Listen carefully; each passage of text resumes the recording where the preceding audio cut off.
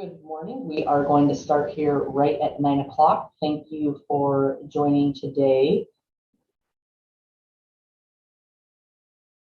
I promise I will have you out of here by 9:30.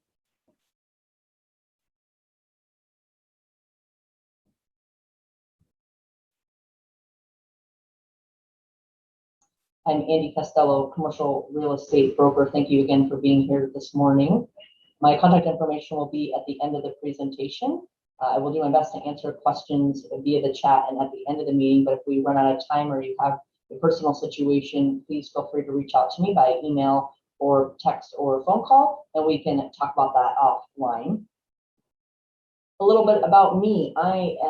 Again, my name is Andy Costello. I'm a commercial real estate broker licensed in Oregon and Washington. My office is physically located in Vancouver. I have been investing in real estate since 2011 and got into this career after 15 years in local government management in several different states, and feel like that's a good blend of knowledge from the government regulation side to now on the private sector side and helping my clients understand how to navigate that bureaucracy and red tape, which I can say now because I'm no longer in that profession. As a reminder, I am not a CPA or an attorney, so anything that I'm saying here is information not related into that sphere. And I am recording, so if you don't want to be on camera, feel free to turn off your camera. Today we're going to cover a few things. We are going to talk about the basic structure of a lease, some of the language that's used in leasing, some of the challenges that you might run into if you're looking to lease space, and then just sort of a process overview of what happens when you're looking to lease. And then we'll have some time for some Q&A, but again, I promise I'll get you out of here at 9:30. And if you have questions, my contact information will be at the end, that you certainly can follow up with me offline and we can talk about some specifics if you have some specific questions. So this is a question for you in the audience. Is this your, are you looking to be signing your first lease? Are you looking to expand your business? Are you looking to shrink locations? Is this first lease renewal? And then I should probably add an E as other. You're a real estate professional. You're just interested in the industry. And so if you're not any of those four, feel free to put E and I will add that to my slide. You're just curious for information. Okay, great. Thank you so much, Ralph. Okay, your first lease, and I know we've talked about that a little bit. So lease structures, there's basically three different types of leases that we are going to talk about today that are the main lease structures that you would see. The first one is a full service lease, and this is typically when it comes to office space, that when you're looking at signing this lease, it's a full service. So that includes your base rent and then all the operating expenses. For example, your electricity, the water that's maybe used in the common restrooms. So that one price will include everything that you as the tenant are going to receive. The modified gross lease, we're going to get into this, is the tenant pays the rent and then pays some additional expenses like their utilities, maybe not all the utilities, but maybe the utilities that aren't necessarily separately metered. The next type of lease is a triple net lease. This is very common in retail, where you have a base rent and then you're going to pay a prorated share of the other expenses like maybe janitorial, the landscaping, based on a percentage of the square footage that you are leasing in that building. And I cannot stress enough when it comes to leasing, people ask me, what is standard? What is typical that you see in a lease? There's no standard lease. All landlords are different. You have landlords that are huge conglomerates that own hundreds of thousands of square feet. And then you have the mom and pop that this is just sort of additional income for them. And they're leasing out the lease themselves. They might be under market and they don't really kind of know what they're doing. They've just sort of done what they've always done when it comes to leasing out their building. So there is no standard lease. Everything is different, which is why I always encourage people that you should talk to somebody in the industry that is working in leasing every day, so that they can kind of, at least guide you when it comes to making some decisions. So triple nets, these are always presented in flyers and paperwork as NNN. And what this is we call them triple nets. This is everything that when you are typically leasing a retail space that is included in the nets. So this would be like the property tax that the building owner is paying on that property, the insurance that they're paying, the common area maintenance fee, one of the nets, and I'll go into what common maintenance area charges are. And when you're looking to lease, there is no negotiating on reduction of triple nets. The prices are the prices, and that is what the landlord is paying and passing those costs on to the tenants. So you want to make sure when you're signing your lease that you understand what these triple nets are. You want to see what those costs have been historically so that you maybe have an idea of what you're going to be paying in the future. And when you are the tenant, you have access to see what that landlord has been paying on those triple nets and what they're charging you. So when it comes to the common area maintenance, you want to have an understanding of what's included in that. They're usually going to pass on that management fee of the company they've hired to run the building, building maintenance and repairs. For example, when they change out the HVAC or they put on a new roof, they're going to pass those costs down onto the tenants. If there's landscaping that's to be done there, janitorial, utilities, again, what utilities may or may not be included. You have to understand that every building is different, metered differently, and run to the building separately. So snow and ice removal that we occasionally have here in the Northwest. If there's common restrooms, you're going to be paying to make sure that those are cleaned. Parking lot, they need to be swept, they need to be repainted. Anything that is related to the operation of that building is oftentimes passed on to the tenant in the form of those triple nets in addition to your basement. So when it comes to signing and talking about a space, you might see a space that is just a shell with no walls, no plumbing inside, no restroom. So you're going to do what is called a tenant improvement to make that space fit what you are looking for. So based on that business need, that's how you're going to lay out. You maybe have an architect do some drawings, or maybe it's something simple as moving a water line to a separate side of the space to run an espresso machine. So this is always negotiable. Some landlords, I say always, but not really, because some landlords flat out say, I am not going to contribute to those tenant improvements at all. Tenant, you have to come in here with the money to be able to do those, make those changes yourself. Tenant improvements do not benefit the landlord. They don't get extra value out of their building because their walls are being erected in a space. They sometimes can contribute to the cost of those tenant improvements, depending on the length of the lease, how strong the tenant is, and just what their business model is. Of course, they're going to amortize getting that money back in the cost of the lease, or through maybe a low interest loan or some type of program. So it's not free money, but it is something that if a tenant needs, that you can talk about negotiating. But it really, again, depends on the landlord. But these are, can be negotiable. Sometimes the landlord will just give you a percentage and tell you you have to go get the rest of the money on your own. But it's a discussion that landlords are very familiar with having when it comes to doing improvements to a space to make it work for you as the business. And one of the things that you need to think about is if your tenant improvements are going to take 4 months, you need to think about when you're negotiating your lease, are you going to be able to pay your rent, your triple nets, and the cost of construction, all while you're not open and making any money? So that is something to think about when you are putting together the lease and you are negotiating. One of the things that you should be talking about, or several of the things that you should be talking about when you before you sign your lease and as you're negotiating is, you want to make sure that you have an opportunity to look at those triple net statements and what they are charging you for, looking at the historical information, seeing what their projections are for the future. One of the things that you want to understand is there's a difference between usable rent and rentable square footage. So you might be renting that rentable square footage might be larger than what you're actually able to use. For example, they're going to count the square footage under some steps. And that's maybe not any space that you can use, but that's, they're going to be putting that in the total square footage, but it might not be usable. And then you also want to think about, again, when I was talking about the tenant improvements, when is the start date of the lease, but then is not always the same date as when you're going to move in, because you have to do those tenant improvements. So just some things to always be thinking about when you are looking at the lease. So what gets some businesses into trouble? One of the things that businesses don't always know is a space allowed for their use? For example, I'm working with a tenant right now that operates an escape room. So we're having discussions about whether the space he's looking into move into, because it is not a traditional retail space, is he's going to be able to operate this retail type operation in a more office space setting. So I want to make sure that he's set up for success, because I don't want him to sign a 5-year lease and then find out he can't operate his business, but he's now committed for 5 years paying on a space that he can't use. And then understanding what your business needs. If you want to open a aforementioned escape room, you need to understand, well, what type of space do you need? How are your clients going to be moving in that space? And what kind of theme rooms are you going to be using? And is that space going to operate the way you want it to be? So as a business owner, those are some things that you need to be thinking about, again, before you lock yourself into a multi-year lease.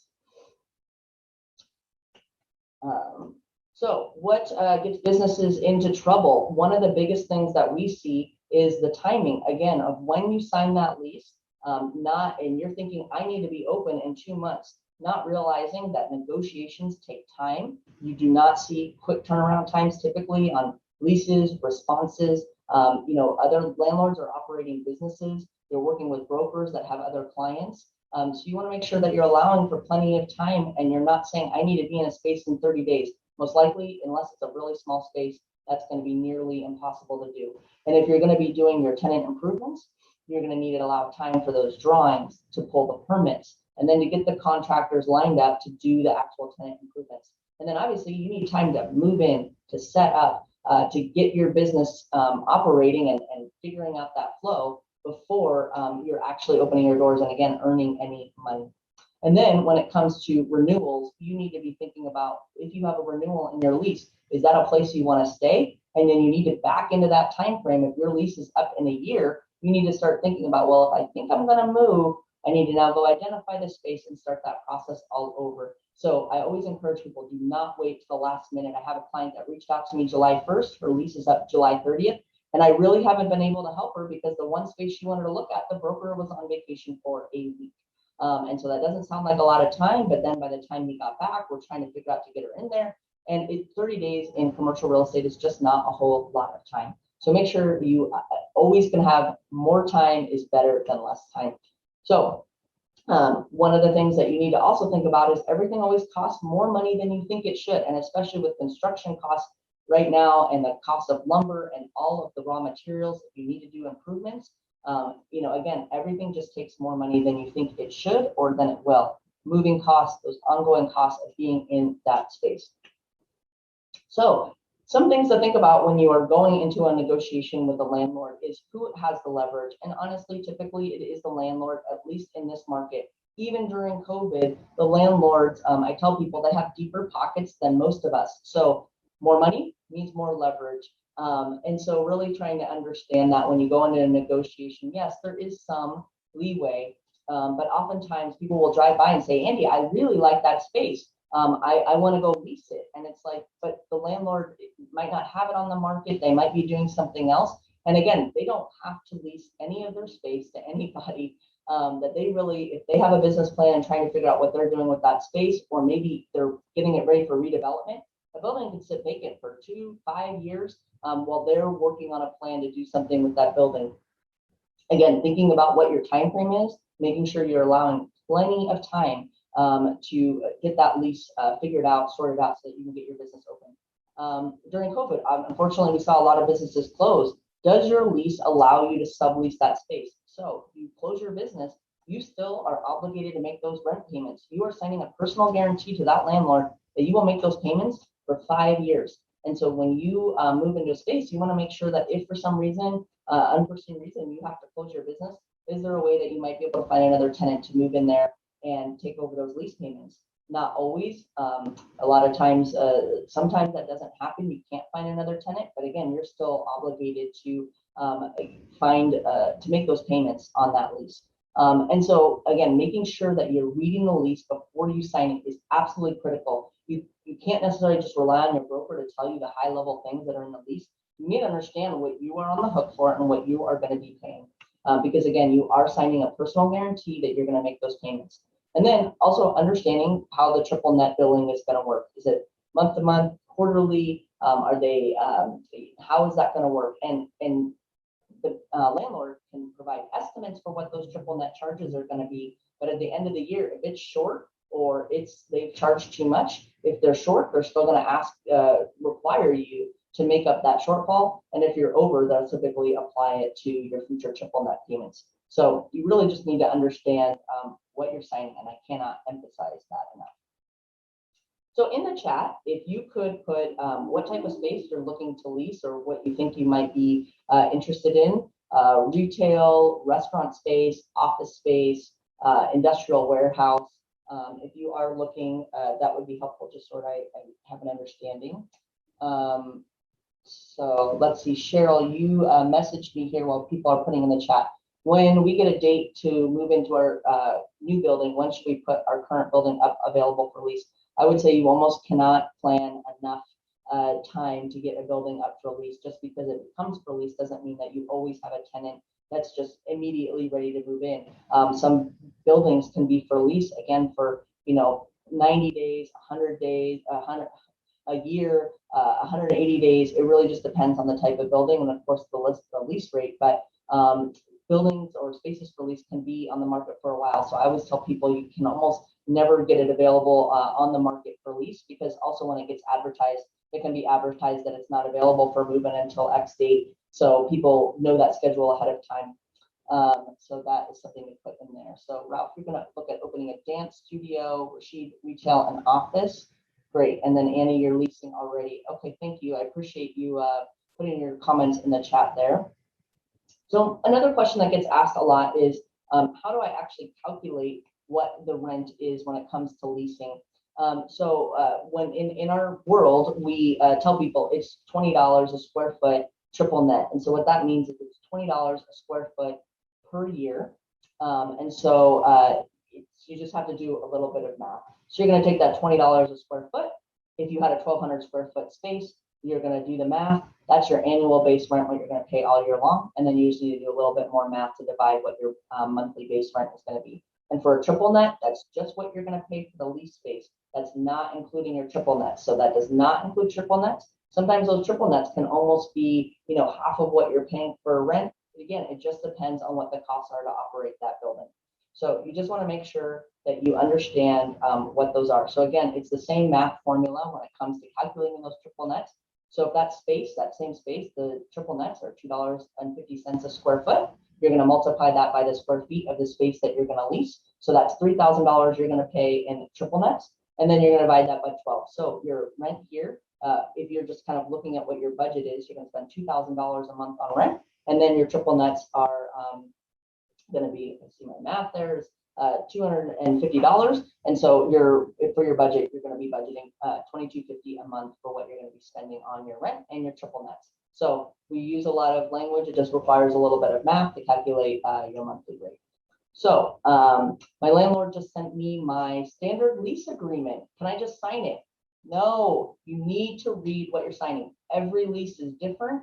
And so when I have my clients and we got to that point where we have a lease agreement, I always read it and I tell people, again, I'm not an attorney. I can just tell you maybe what I've seen that's common in leases, maybe what some red flags are, and we can try to negotiate some of those things. Sometimes it just is what it is, and you just have to know if you're going to be comfortable with what is going to be in the lease agreement.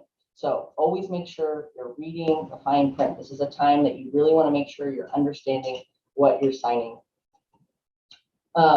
Personal guarantee, I did talk about that before, and I've mentioned that how is it required? So unless you're Amazon or Google, you cannot lease space in a corporate name. You are the one that is signing the lease, and you are going to be responsible for making those payments. So I just always want to emphasize, if you're signing a 7-10 year lease, you are committing that you are going to be making those payments. Again, even if you close your business, if you close your business, a broker can work hard to try and get it subleased, but even while that space, if it's sitting vacant, you still need to be making those payments. So if in the negotiation, you just don't feel like the landlord's being fair with you or being honest, or maybe they're misrepresenting, or it's just not been a good, easy process for you.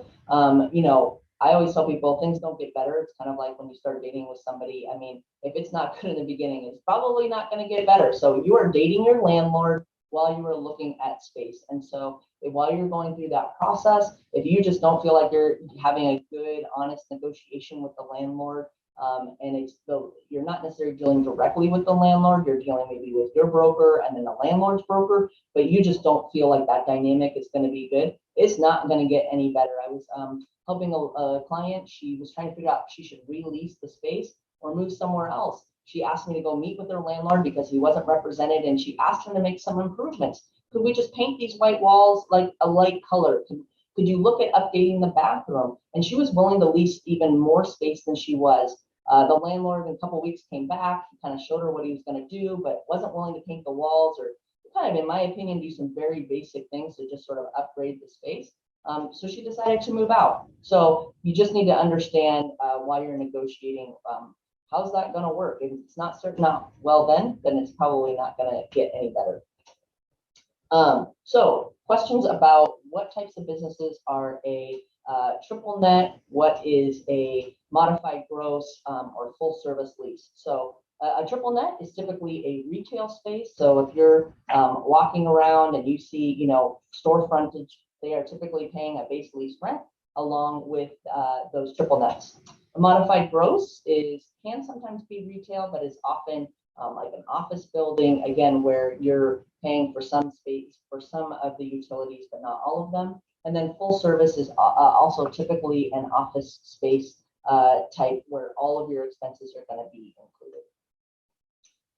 So when COVID hit in particular, people were wondering, how does landlord tenant law apply? The federal government said residential landlords couldn't evict tenants, but that does not apply to commercial real estate. There are no regulations on how a landlord and a tenant interact and what a landlord can do towards a tenant and how they manage that relationship. So when it comes to commercial real estate, again, when you're signing that lease, you're married for that length of time in that lease. And so you really, as a tenant, have no tenant rights to the space once you sign that lease. So you're thinking about getting started. There's been a lot of information that I've thrown at you. What are the first things that I should do? Put together a budget. Look at your profit and loss and your cash flow in your business. Do you have enough money to be leasing space? Then you want to think about the type, location, and size that you want. How much square footage? I can do some help for businesses, but when somebody comes to me, I have a client right now that wants a warehouse for 30 cars. So I was kind of trying to do some quick math thanks to Google, telling me the size of a car. But ultimately, it's his responsibility to figure out how much square footage that he needs for his business. I can provide some information, but a business needs to know what their business plan is. And so from there, once you have that basic structure in place, contacting a commercial broker is a great way to go, especially if you're the tenant. There's no cost to work with the broker. They're paid by the landlord. And so really working with the broker can really guide you through the process so you don't feel so lost. A lot of people are like, well, I just want to do it on my own. But when you do it on your own, you don't save any money. So you might as well work with somebody that can hold your hand, make sure you understand the process and help you feel comfortable and safe. Then that broker will find you some options, send you some things, see if they might work. Then I always ask my clients, go drive by it. If you don't even like the building, we don't even need to take the time to go inside and see. Then from there, your broker that's representing you will put together a letter of intent. And that letter will just kind of outline your base costs, what you're going to be doing in the business, that the landlord then can review before they even take the time to put together a lease. If they like what they see in that letter of intent and you have negotiated, then they'll put together a lease that you then can review with your broker or your attorney. You're then going to sign that lease, typically gets notarized, and then you're going to take occupancy on the day that you have outlined in the lease. That concludes a lot of information that I have for you this morning. If you have some specific questions, I can try and answer them today, but please feel free to reach out by email or phone or text me, and I'm happy to have an offline conversation with you. I know this can be a very complex subject because it's not something that you do every day. It's maybe something you do once or twice in your life, but it is something that I do every day. And I love the business, and there's always something new that I'm learning because every industry and every type of tenant has unique situations that we're just trying to work through with the landlord. So if you, again, have any questions, you feel free to unmute yourself or put them in the chat. If not, I really appreciate you joining me this morning and sharing 30 minutes. I wish you the best of luck in your process.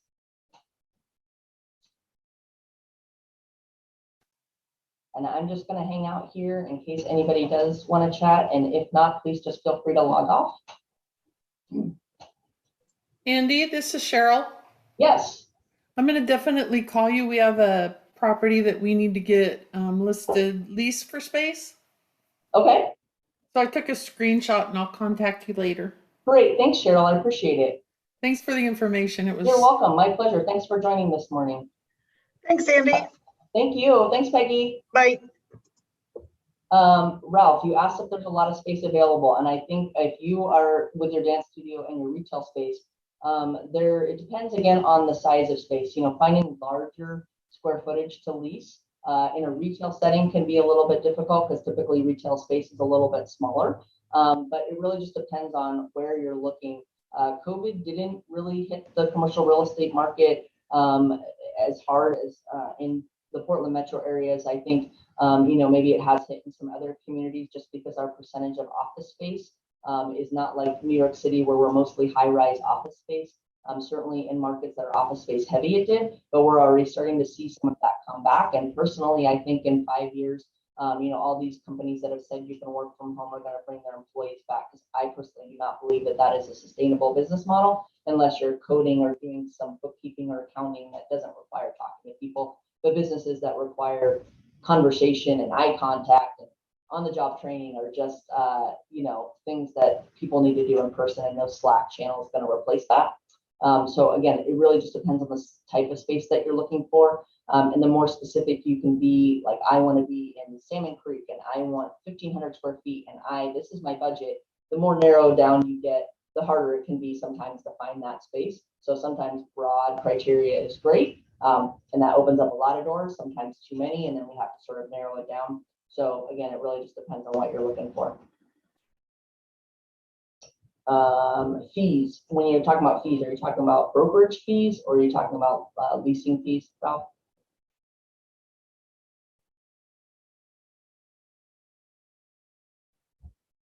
Oftentimes you're not, unless the space is really hot, like downtown campus, you are not getting in a multiple competitive letter of intent situation. And even when that happens, you're not bidding against yourself. Like if the lease rate in downtown campus is $25 a square foot, because I just helped somebody lease down there and there was like 4 or 5 letters of intent that got submitted. We weren't like raising the cost per square foot. We just did a longer lease term, and my client ended up getting the space. So again, if a landlord looking at a 4 or 5 letters of intent, and they see like, okay, they're all the same, but this one's a 7-year lease, they're probably going to go that, 7-year lease and a very credit-worthy business that's looking to expand, has been in business for 10 years. Most likely that's the tenant that they're going to go with. Unfortunately, that was my client. So it really just depends. That's kind of what you were asking about, Ralph. I guess I was just thinking, Andy, about, and you and I spoke about this before, just because some of the occupancies are lower doesn't mean that the owners of the building are going to come down on their rent. Correct. What I was wondering is it an explosive environment, like when it comes to renting apartments right now or trying to buy a house? Things have gotten, to say nothing of lumber. And I just was wondering, are things somewhat competitive or are they at a premium? No, not necessarily. Again, it really depends on the space. Okay. Typically, not necessarily. I mean, smaller space can be at a premium just because they're smaller. There's a lot more new businesses, smaller businesses than large companies. But no, not necessarily. We have not seen a run up in the cost per square foot, even during COVID. Pretty much for lease rates, pretty much stayed the same. We didn't see any discounts. And landlords have deep pockets. They typically can kind of hang on to their properties and leave them vacant to wait for the right tenant. Thank you so much. Yeah, you're welcome. Your presentation is exceptional. Thanks, Ralph. I appreciate it. So again, if you have any questions, let's connect after. Cheryl, I look forward to hearing from you. And thank you so much for joining me this morning. And I'll be doing this class again next quarter. And take care.